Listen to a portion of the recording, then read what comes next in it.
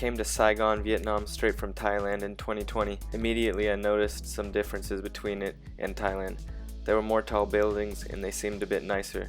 The city seemed a little bit more developed and there were communist flags with the hammer and the ice pick, and a lot of Soviet-style propaganda images, which instantly gave me an ominous, weird feeling.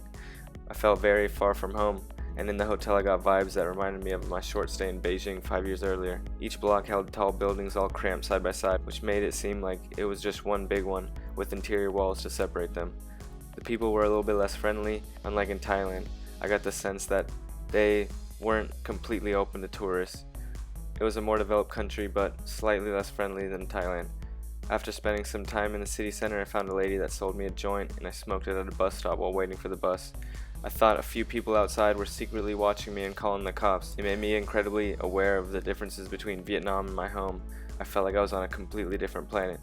I got super high and super paranoid, and at the same time it was awesome. After spending a few days in the city center, got tired of the touristy stuff and wanted a taste of the real Vietnam. We spent 2 days in the outskirts of the city, which seemed somewhat like a slum. Houses were more run down, streets were dirtier, and I remember visiting a 3-story mall that was half abandoned. The power even shut off a few times. There was pretty much no tourists here, and we stuck out like a sore thumb. The stairs made me feel a little bit uncomfortable, but it was part of the adventure. I also remember seeing a significant amount of Vietnamese people with birth defects and disfigurements. One in particular had curved legs which forced him to walk awkwardly. At least he could walk though, unlike many others. It wasn't until later we visited the Vietnam War Museum that I began to understand the country. The museum had a lot of disturbing images of war casualties and victims of Agent Orange, which was a terrible chemical Americans sprayed all over the country during the war. This museum made me realize why I saw so many people with disfigurements in the streets and why people are not so friendly with tourists, especially me since I'm white. The war was only 50 years ago, and on a bus I noticed a lot of elderly people, and I thought, wow, these people had to have been here to go through the war. Still, after all these atrocities done to the people, some still smiled.